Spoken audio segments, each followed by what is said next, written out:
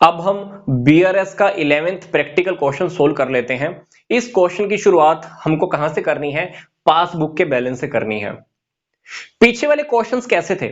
पीछे वाले क्वेश्चंस के अंदर हमने शुरुआत कहां से की थी? कैश बुक के बैलेंस से की थी। तो आपको बस एक छोटी सी बात का ध्यान रखना है। जब आप पीछे वाले क्वेश्चंस को आप सोल्व कर रहे थे तो क्या देखा हमने? कुछ आइटम्स हमने प्लस साइड में मेंशन की और कुछ आइटम्स हमने माइनस साइड में मेंशन की हैं। अब क्योंकि ये हमारा क्वेश्चन पासबुक के बैलेंस से स्टार्ट हो रहा है, पीछे वाले आइटम्स को अब मुझे यहां पे रिवर्स करना है। मतलब यहां पे जो आइटम्स मैंने प्लस आइटम्स में दिखाई थी उसको मुझे माइनस आइटम्स में मेंशन करना है। पीछे जो आइटम्स हम माइनस साइड्स में मेंशन करते आए थे उसको मुझे अभी प्लस आइटम्स में शो करना है।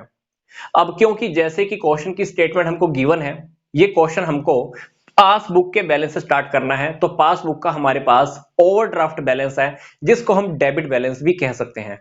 वो कितना है? 6500। तो ये मैंने माइनस आइटम्स में मेंशन कर दिया। अब हम क्या करेंगे?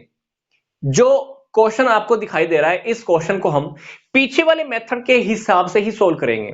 पीछे वाला जो हमारा मेथड था उसी के अकॉर्डिंग ही सोल्व करेंगे, पर लास्ट में क्या करेंगे? प्लस आइटम्स वाली आइटम्स को यहां पे मेंशन कर देंगे, जो अमाउंट हम यहां पे लिखेंगे उसको हम प्लस साइड में मेंशन कर देंगे। तो इससे हमें ज्यादा टेक्निकल माइंड लगाने की जरूरत नहीं होगी और हमारा क्वेश्चन भी बहुत जल्दी सोल्व होने वाला है। बट आप एक क्या कीजिए, एक बार क्वेश्चन को स्टार्ट करके रख लीजिए, बट बाकी का क्वेश्चन हम यहां पर सोल्व करेंगे, इसके बाद आइटम्स को हम रिवर्स कर देंगे लास्ट में एक साथ ही। तो देखते हैं आगे हमें क्वेश्चन कैसे सोल्व करना है। Checks amounting to 15,000 were paid into the bank in March. हमने मार्च के मंथ में 15,000 के चेक बैंक में पे किए थे। अब जिस दिन हमने बैंक में पे किए होंगे तो सेम डेट को मैंने अपनी कैश बुक में भी मेंशन कर दिए होंगे। मुझे लगा था कि ये 15,000 रुपीज मेरे बैंक में डिपॉजिट हो जाएंगे, बट हुआ क्या?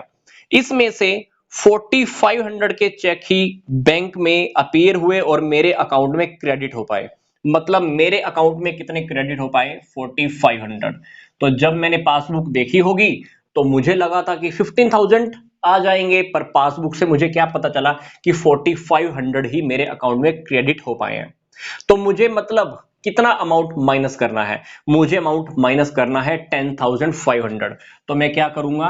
10,500 के अमाउंट को माइनस आइटम्स में मेंशन कर दूंगा। और आप एक बार ये मानकर चलिए कि क्वेश्चन की शुरुआत हमने कैश बुक के बैलेंस से की है।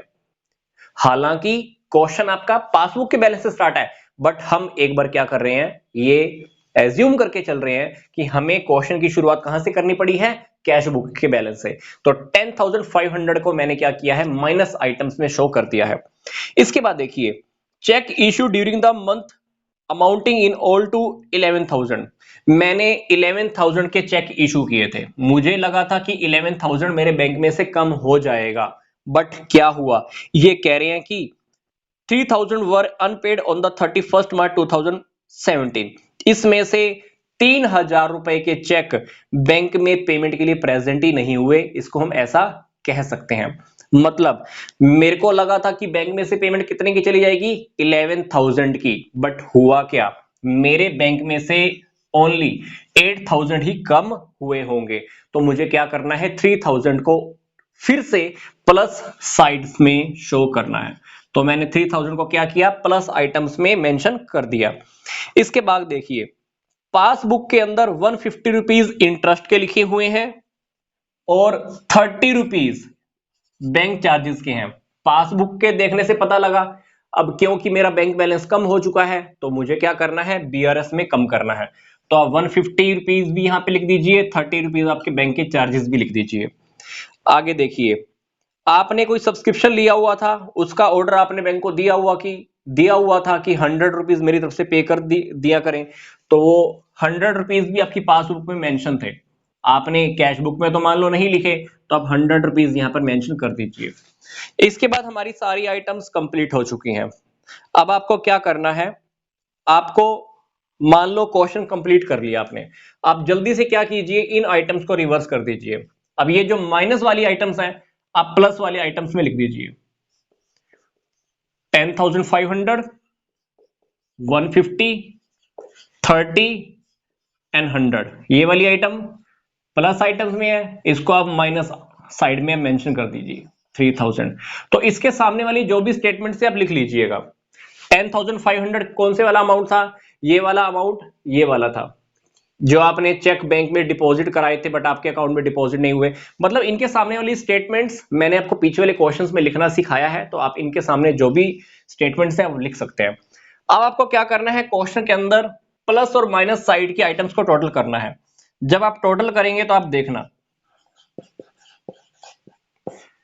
प्लस आइटम्स का टोटल तो आ जाएगा 10,780 और माइनस आइटम्स का टोटल आएगा 9,500। तो आप दोनों का डिफरेंस चेक कीजिएगा, डिफरेंस आएगा आपके सामने 1280।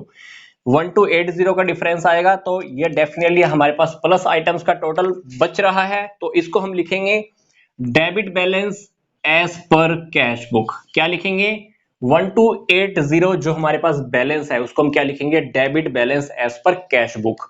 क्योंकि क्वेश्चन की शुरुआत हमने पासबुक से की थी, अब जब लास्ट में जो बैलेंस बचेगा उसको हम क्या लिखेंगे? Balance as per cash book.